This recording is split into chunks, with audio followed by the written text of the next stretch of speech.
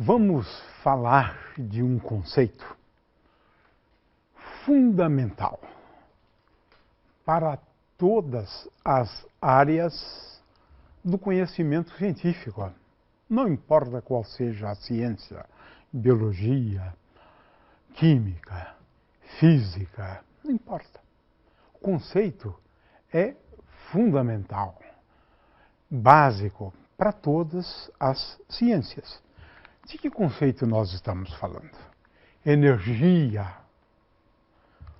Vamos falar de duas coisas que a gente deve estabelecer uma distinção entre elas. A primeira são as formas de energia. E pasmem, temos apenas 4 formas básicas de energia. Só 4. Agora, temos um número muito grande de alternativas, de métodos para converter energia de uma forma básica para outras formas de energia.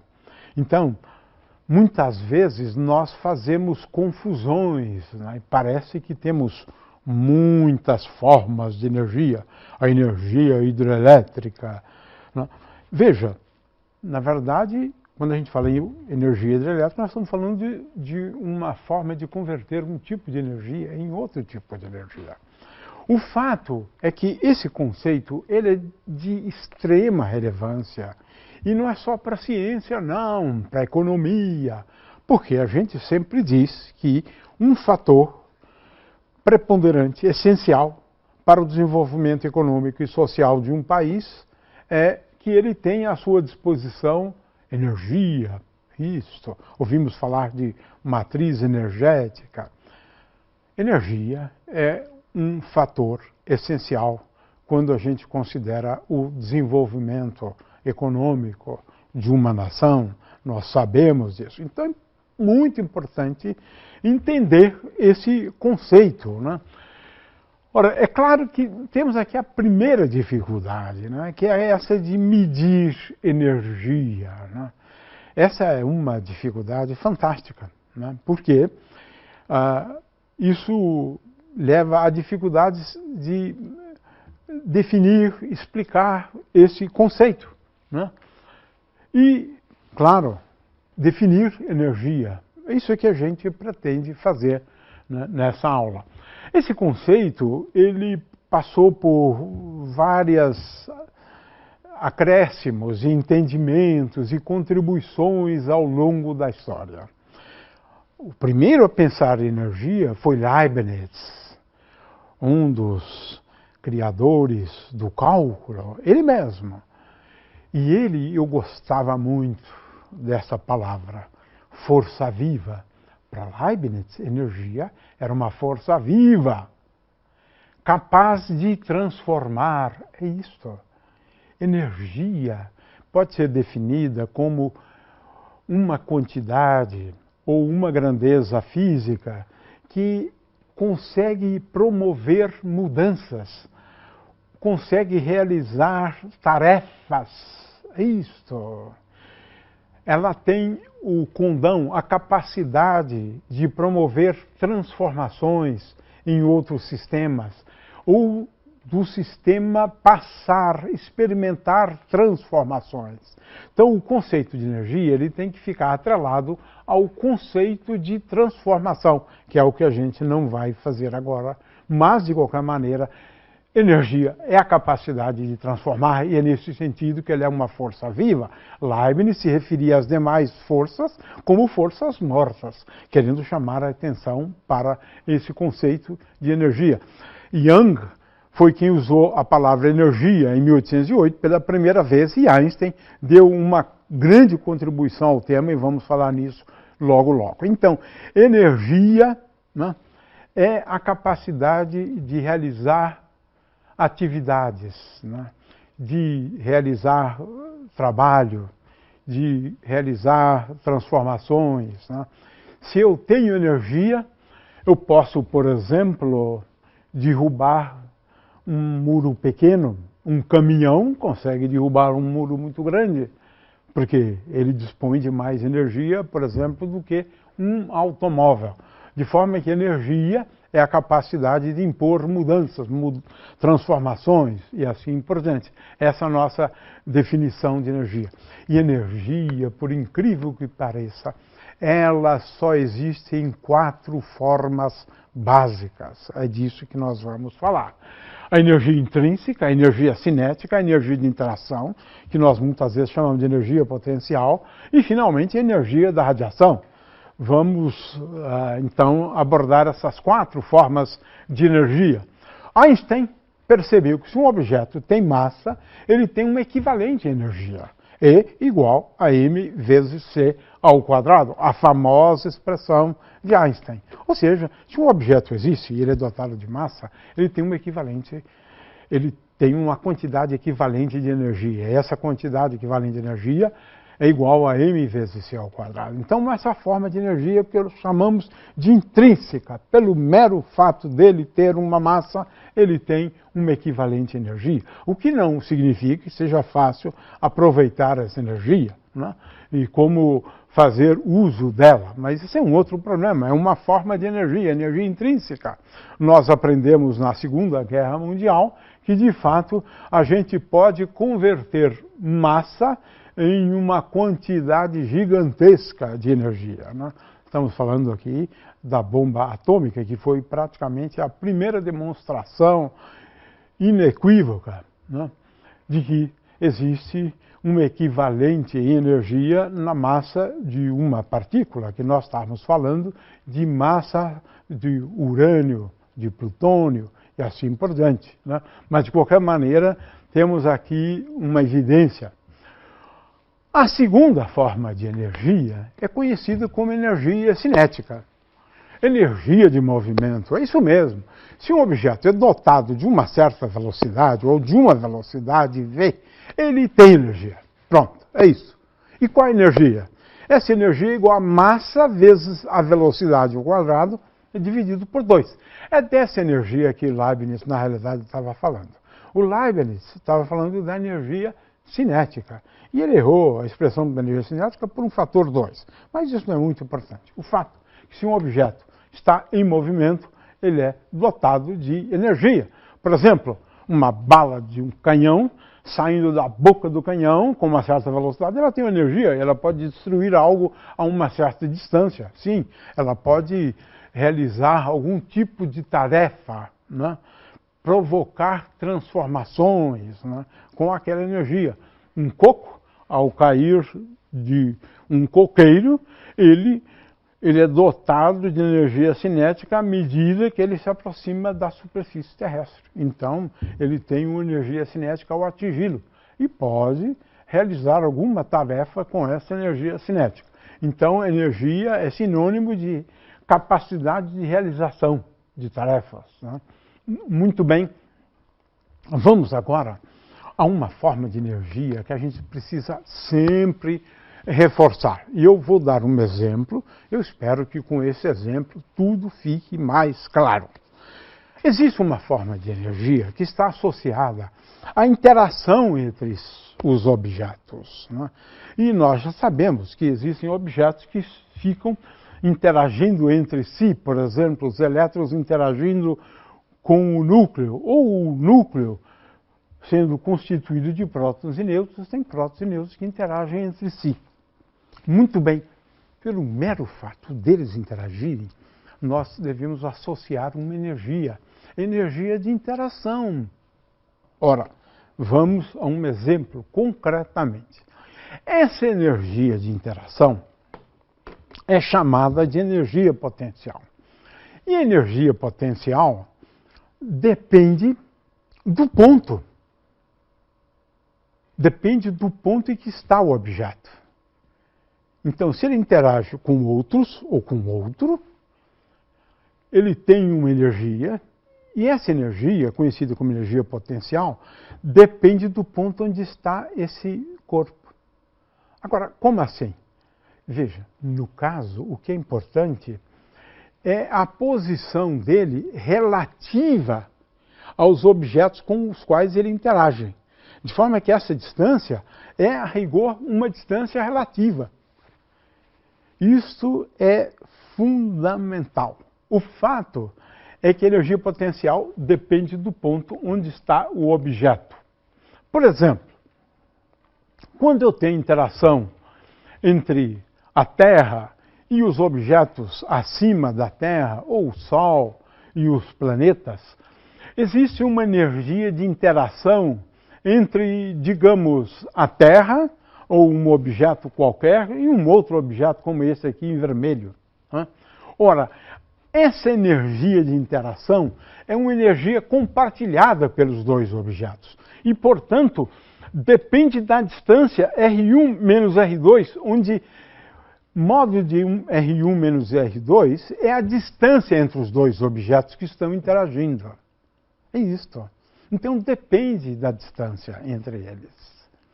Ora, o que a gente escreve é o seguinte: a energia potencial gravitacional é igual a menos a massa do objeto que experimenta a ação dessa força gravitacional vezes a massa, no caso, por exemplo, ali, a massa da Terra vezes G dividido por R. R é a distância onde está o objeto, aqui no caso, até o centro da Terra.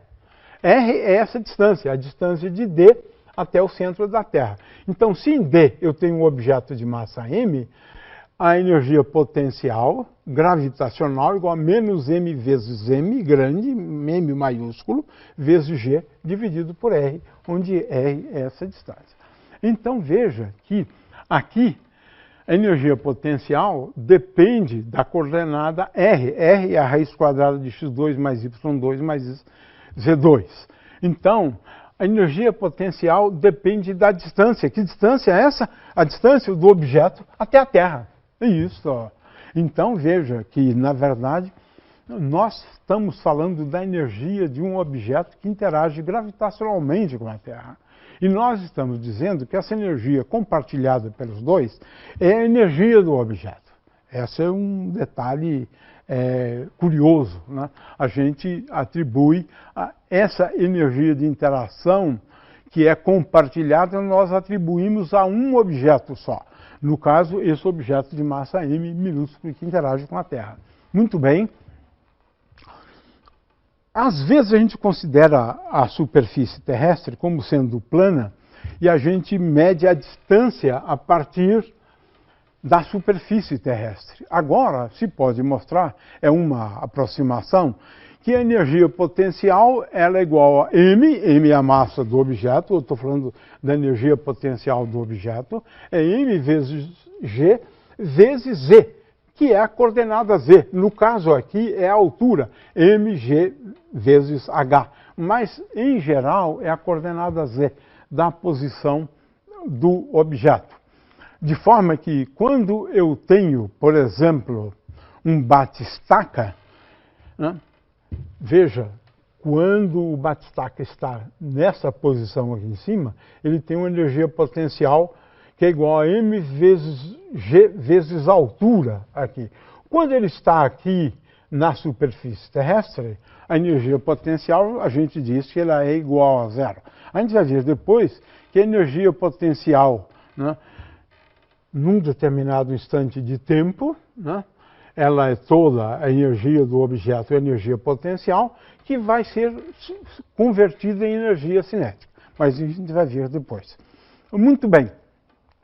Se eu tenho duas cargas Q minúsculo e Q maiúsculo, a uma distância D, podemos falar de uma energia potencial eletrostática, que é igual ao produto das duas cargas dividido pela distância, dividido por uma constante que chamamos de 1 sobre 4πε0. Vendo? Nós estamos falando aqui de energia de interação. E estamos atribuindo a energia de interação à energia de um deles. Por exemplo, pode ser este aqui. Em geral, é isso que a gente faz. Né? Agora, veja, a energia de interação depende da posição do objeto relativa aos demais objetos.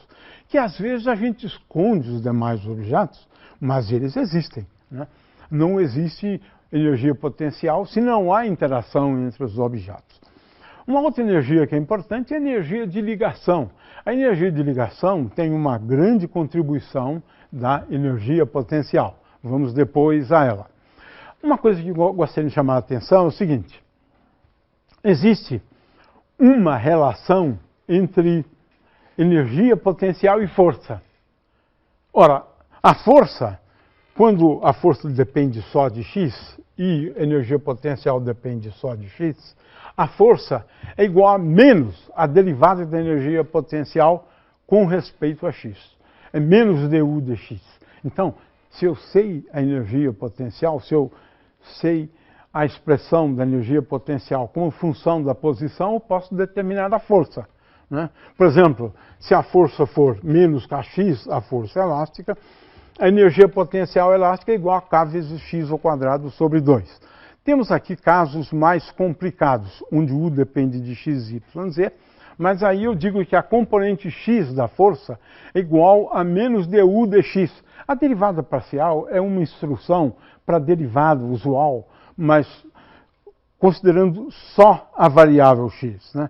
Fy é igual a menos du dy e Fz é igual a menos du dz.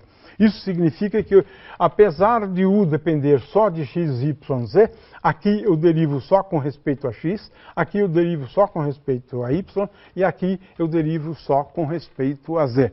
De forma que um exemplo simples, né, como aplicação, é começar com essa energia potencial U de R igual a menos G vezes M dividido por R, derivar parcialmente e você vai acabar chegando à lei de Newton da gravitação universal. Isso é um exercíciozinho relativamente simples, né? Ou seja, se eu conhecer a energia potencial como função de x, y, z, eu posso determinar a força que age sobre o objeto. Como? Fazendo derivadas da energia potencial e tomando um sinal negativo. Finalmente, a energia da radiação. Bom, essa é mais difícil de vocês entenderem, mas é importante que se deem conta de que existe uma quarta forma de energia associada a objetos que não têm massa. Isso mesmo, a radiação composta por objetos de massa zero, como é o caso dos fótons. Veja que nós não falamos dessa forma de energia ainda. Essa é uma forma de energia conhecida, que eu vou dar o nome de energia da radiação. Essa energia está sob a forma de campos. Exemplo, por exemplo, de energia da radiação, é a energia da radiação eletromagnética, né? A energia solar é, claro, que a gente poderia pensar em outras partículas vindas do Sol, mas do nosso ponto de vista, o que é importante é a radiação eletromagnética que vem do Sol, né? Sob a forma, por exemplo, de luz, né? Mas é apenas uma componente da radiação, né, que vem do Sol. De forma que a energia solar, a energia proveniente do Sol, é um exemplo de energia da radiação eletromagnética, nesse caso, porque o que vem do Sol, na realidade, é um feixe, uma chuva de fótons, né? É isso que nós recebemos do Sol. Essa é uma forma de radiação. Essa forma de radiação, por outro lado, muitas vezes está sob a forma de campos elétricos e magnéticos, e esses campos elétricos e magnéticos geram uma distribuição de energia no espaço, sob a forma de campos agora, mas esses campos estão associados à radiação. O fato é que, por exemplo, entre as placas de um capacitor, nós temos energia da radiação distribuída em cada ponto do espaço. Agora, é melhor a gente falar em densidade de energia, como sendo aqui um segundo exemplo. Ah, o calor. Calor, sim, é também uma forma de energia, mas essa forma de energia está intimamente relacionada à energia da radiação. É isso mesmo, é uma forma de energia, mas de radiação eletromagnética. Muito bem, já falamos das 4 formas de energia. Agora tem uma coisa fundamental aqui. Energia do universo é constante. O que significa isso? Energia é constante. A gente não pode gerar energia do nada. Não. Não. Energia constante. Não se cria, não se destrói, mas se converte. Ah, sim. Existem muitas formas de a gente converter uma forma de energia em outra forma de energia. Mas o fato é que em todos os processos físicos no universo, nós temos a conservação da energia. Se recebemos energia do Sol, é porque essa energia foi gerada no seu interior por conta de processos de fusão de átomos leves. De forma que temos aqui a transformação de energia intrínseca em energia solar ou energia eletromagnética. Agora, a soma total da energia é sempre constante. Se nós considerarmos todas as formas de energia, a energia se mantém constante. Ora, em todos os processos físicos, decaimentos, colisões e assim por diante, nós temos a conservação da energia. Conservação da energia é uma espécie de um princípio sagrado da física. É isso. Em todos os processos que nós conhecemos até o dia de hoje, em nenhum deles houve a violação do princípio da conservação da energia. A energia é total. Quando eu considerar as 4 formas de energia, somar todas essas energias, a energia sempre se conserva. Definimos energia mecânica como sendo a soma da energia potencial e da energia cinética. Não é uma nova forma de energia. É apenas quando a gente considera 2 dessas formas. A soma dessas 2 formas de energia tem um nome, conhecido como energia mecânica. Energia mecânica é, portanto, m vezes v ao quadrado sobre 2 mais u de r. Então, uma partícula tem energia mecânica se ela está sujeita a uma força que deriva de um potencial, né? Então tem uma forma de energia que é energia potencial e uma energia cinética. Muito bem, isto é energia mecânica. Muitas vezes a energia mecânica é conservada. Isso mesmo, ela pode ser conservada. Né? Claro que temos 4 formas, né, de energia, mas em alguns processos a energia mecânica é conservada. Isso significa que a energia é uma constante. Por exemplo, no caso de alguns brinquedos, né, nos parques de diversão, nós estamos aqui presenciando ou assistindo, né, ou fazemos uso do princípio da conservação da energia. Neste ponto aqui em cima, o brinquedo, por exemplo, tem uma velocidade igual a 0. Mas essa energia aqui agora, quando ele está com V igual a 0 nesse ponto, é só energia potencial. Aqui embaixo, a energia potencial é igual a 0, já que ela depende da altura, nesse ponto aqui, e ela só tem energia cinética. Então, ao longo do movimento, em todos os pontos aqui, a energia de uma forma é convertida em energia de outra forma. Mas de tal maneira que nesse processo de conversão, a soma das 2 formas de energia é constante. Então, aqui em cima, a energia potencial igual a m vezes g vezes h. Né? Aqui embaixo, eu tenho só energia cinética, porque a energia potencial foi convertida em energia cinética. Depois, a energia cinética é parcialmente convertida em energia potencial.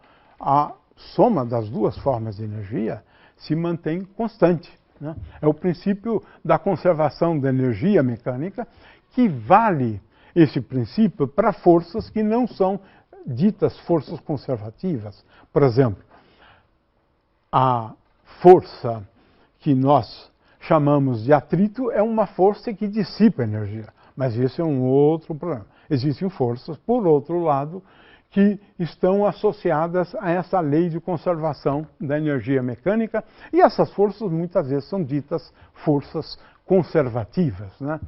O fato é que, quando um objeto cai, nós temos aqui um exemplo de transformação, de conversão de uma forma de energia, no caso energia potencial, e energia cinética quando ele chega aqui na superfície terrestre. Existe também energia potencial elástica e muitas vezes, de acordo com esse vídeo aqui, nós temos a transformação de energia potencial elástica de uma forma tal que a energia potencial elástica é convertida em energia cinética energia cinética é convertida em energia potencial, de tal maneira que a soma das duas ao longo do movimento, de acordo com esse gráfico aqui, se mantém constante. Podemos também colocar as duas molas com pesos para executar um movimento harmônico simples. Notamos que há uma diferença nas frequências de oscilação dos sistemas massa-mola quando há diferença nas constantes elásticas, que é uma propriedade da força elástica. Vamos agora então encerrar falando sobre conversões ou transformações de energia, né? Eu já citei o exemplo da energia solar, onde nós temos aqui um processo de conversão de energia intrínseca em energia da radiação, né? Nós temos também aqui esse exemplo já citamos antes, de transformação de energia cinética em energia potencial, né? Ou de energia potencial e energia cinética, de forma que o batistaca, ao chegar aqui embaixo, ele só tem energia cinética que foi convertida a partir da energia potencial. Então, existem muitos exemplos de conversão. Veja, existe energia eólica? Sim, no sentido de que nós estamos falando aqui de um processo de transformação de energia cinética. Isso! Energia eólica é a energia dos ventos, que tem cada partícula que pertence ao vento, né, está fazendo parte de uma nuvem, por exemplo, que se move, né, ela tem uma energia cinética. E essa energia cinética, ela é convertida, né, por meio desses equipamentos, ou energia mecânica ou energia elétrica. De forma que, quando nós falamos de energia eólica, nós estamos falando, na realidade, de um processo de conversão de uma forma de energia, energia cinética, em, por exemplo, energia elétrica. Mas é isso, é conversão de uma forma de energia em outra forma de energia.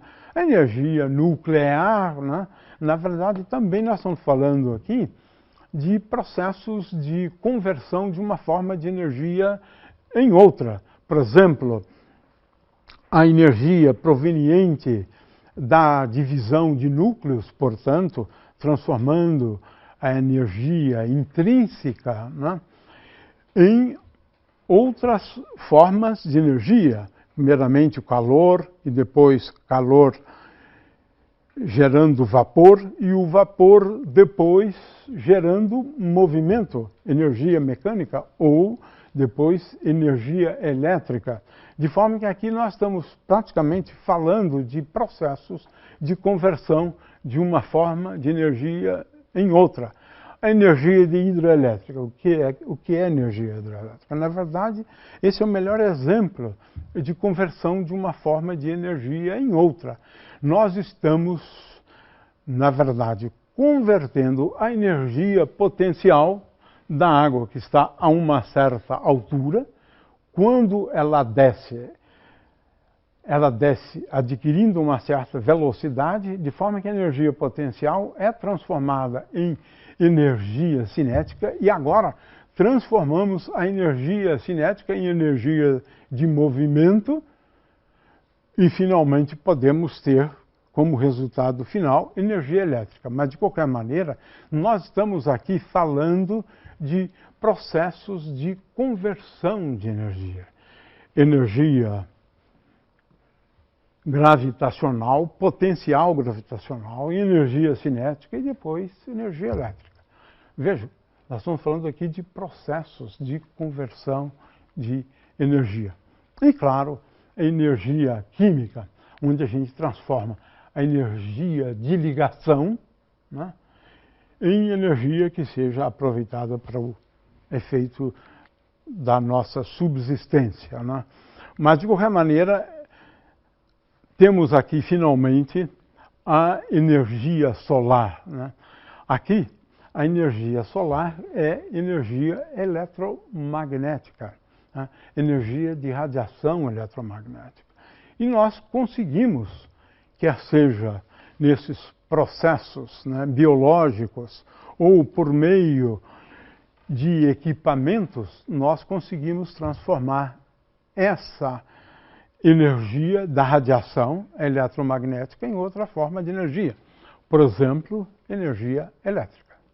De forma que o que nós hoje muitas vezes designamos como sendo um tipo de energia, na realidade nós estamos nos referindo a processos envolvendo transformações de energia ou conversão de uma forma de energia em outra.